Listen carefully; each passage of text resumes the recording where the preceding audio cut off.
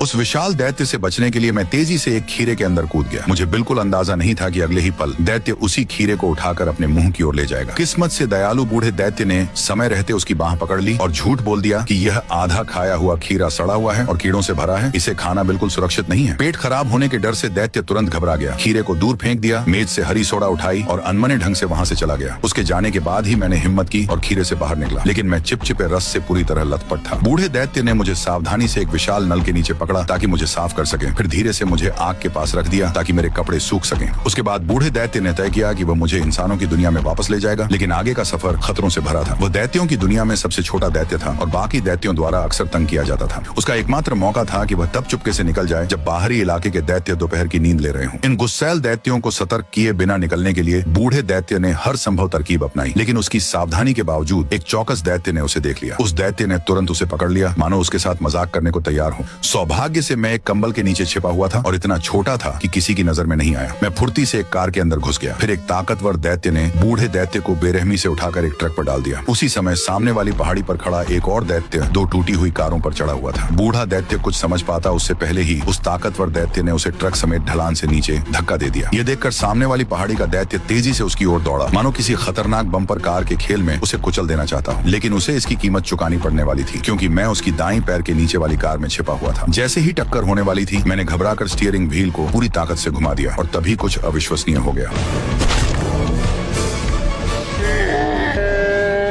वैज्ञानिकों ने मेरे बचे हुए सिर को बदलकर एक रोबोकॉप में तब्दील कर दिया। अब मैं एक आम इंसान की तरह नहीं जी सकता था, लेकिन कम से कम मैं अपने परिवार को देख सकता था। जल्द ही मेरा पहला तुलना परीक्षण शुरू हुआ। उसी माहौल में रोबोट पुलिस के साथ ट्रेनिंग। मशीनें बिना झिझक अपराधियों पर फायर कर देती थी, लेकिन मेरे अंदर अभी भी भावनाएं थी। बंधक संकट की स्थिति में मैं हमेशा बंधकों की सुरक्षा को लेकर चिंतित रहता था। परिणाम देखकर रेमंड गुस्से से भर गया। उसने नॉर्टन पर दबाव डाला कि मुझे पूरा अपग्रेड दिया जाए। उसी दबाव में नॉर्टन ने मेरे सिस्टम में एक कंट्रोल चिप लगा दी। एक बिल्कुल नया मैं जन्म ले चुका था। अगला टेस्ट राउंड शुरू हुआ। वेयर हाउस रोबोकॉप से भरा हुआ था। मैंने हेलमेट पहना और कार्रवाई शुरू कर दी। इस बार कोई हिचकिचाहट नहीं थी। मैं मशीनों से भी तेज था, जैसे मेरे दिमाग में कोई ऑटो टारगेट सिस्टम चल रहा हो। पता चला नॉर्टन ने सिर्फ मेरा हार्डवेयर ही अपग्रेड नहीं किया था, उसने मेरे दिमाग का सॉफ्टवेयर भी दोबारा लिख दिया था। रोजमर्रा की जिंदगी में मैं मशीन को कंट्रोल करता था, लेकिन जैसे ही मैं वाइजर पहनकर कॉम्बैट मोड में जाता, सिस्टम पूरी तरह अपने नियंत्रण में ले लेता। जब रेमंड ने मुझे एक अपराधी को बिजली का झटका देते हुए तड़पते देखा तो वह बेहद खुश नजर आया। उस रात नॉर्टन मुझे घर छोड़ गया। इस ठंडे स्टील के खोल में बंद होने के बावजूद मेरा परिवार अब भी मुझसे प्यार करता था। अगले दिन मेरी पहली सार्वजनिक उपस्थिति थी। लोग देखना चाहते थे कि यह तथाकथित एंटी रोबोट असली पुलिस की जगह लेने लायक है या नहीं। अपनी क्षमताएं दिखाने के लिए नॉर्टन ने पूरे पुलिस अपराध डेटाबेस को मेरे दिमाग में डाउनलोड कर दिया, जिससे मैं वांछित अपराधियों के सुराग तुरंत जोड़ सकता था। लेकिन कुछ अनपेक्षित हुआ। जब मैंने हथियारों की क्रूरता देखी और पीड़ितों की चीखें सुनी तो मेरी भावनाएं अचानक उफान पर आ गईं। डोपामिन और एड्रेनालिन मेरे सिस्टम में तेजी से बढ़ने लगे और जब मैंने अपनी ही हत्या का फुटेज देखा तो मैं पूरी तरह नियंत्रण खो बैठा। सिस्टम क्रैश हो गया। बाहर मीडिया पहले से इंतजार कर रही थी। नॉर्टन इस मौके को खराब नहीं कर सकता था, इसलिए उसने मेरा डोपामिन स्तर घटाकर 2% कर दिया। मुझे चलता फिरता शव बना दिया। मैं खाली चेहरे के साथ हॉल में दाखिल हुआ। मेरे बेटे ने मुझे पुकारा, लेकिन मैंने उसे नजरअंदाज कर दिया और आगे बढ़ गया। मंच पर जब लोगों ने हाथ मिलाने के लिए हाथ बढ़ाया तो मैंने उन्हें भी कोई प्रतिक्रिया नहीं दी। मेरा लकड़ी जैसा भावहीन चेहरा और रोबोटिक हरकतें अजीब लग रही थी, लेकिन मैंने भीड़ में एक फरार अपराधी को तुरंत पहचान लिया। बिना एक पल गंवाए मैंने कॉम्बैट मोड सक्रिय किया और 1 मिनट से भी कम समय में उसे हथकड़ी लगा दी। इस घटना ने रोबोकॉप की प्रतिष्ठा को आसमान पर पहुंचा दिया। ठीक वही जो रेमंड चाहता था। मेरे सड़कों पर उतरते ही पूरे शहर में अपराध 80% तक गिर गया। कोई भी अपराधी एक दिन से ज्यादा छिप नहीं सकता था। रातों रात मैं हीरो बन गया। चीफ फ्यूरी ने फिर बहस छेड़ी कि क्या रोबोट को पुलिस की जगह ले लेनी चाहिए। वो साफ तौर पर लाइव प्रसारण में बातें गढ़ रहा था। यहाँ तक कि उसने एक सरकारी सीनेटर की कॉल भी बीच में काट दी। एक दिन जब मैं नियमित मिशन पर निकल रहा था, मेरी पत्नी दौड़कर आई और मुझे रोक लिया। उसने मुझसे घर चलकर हमारे बेटे को देखने की गुहार लगाई, कहा कि बच्चा टूटने की कगार पर है। मैंने उसके चेहरे की ओर देखा। मुझे कुछ महसूस नहीं हुआ। मैं बिना कुछ कहे अपनी मोटरसाइकिल पर निकल गया, लेकिन शायद कोई पिता वाला जज्बा था जिसने मुझे बेटे की निगरानी फुटेज देखने पर मजबूर कर दिया। पत्नी को आंसुओं में और बेटे को टूटा हुआ देखकर मैंने बाइक रोक दी। मेरे अंदर कुछ हलचल हुई। अगले ही पल मैंने सिस्टम का नियंत्रण तोड़ दिया और घर की ओर मुड़ गया। जैसे ही मैं अंदर दाखिल हुआ, पुरानी आदतें लौट आईं। मैं सबूत ढूंढने लगा। उस दिन हुए विस्फोट की घटना को दोबारा जोड़ने लगा और खुद को मरते हुए देखा। इसी बीच जो नॉर्टन मुझे रियल टाइम में मॉनिटर कर रहा था, उसने एक चौंकाने वाली बात देखी। मेरे डोपामिन स्तर सामान्य हो गए थे। मेरी भावनाएं वापस आ रही थी। मैंने जल्दी ही केस सुलझाने की कुंजी ढूंढ ली। मैं कार में बैठा एक गुंडे का पीछा किया और उसके जरिए वेलन तक पहुंच गया। लेकिन विभाग के अंदर मौजूद एक गद्दार ने पहले ही वेलन को खबर दे दी थी। वह अपने आदमियों को तैयार कर चुका था, मेरे आने का इंतजार कर रहा था।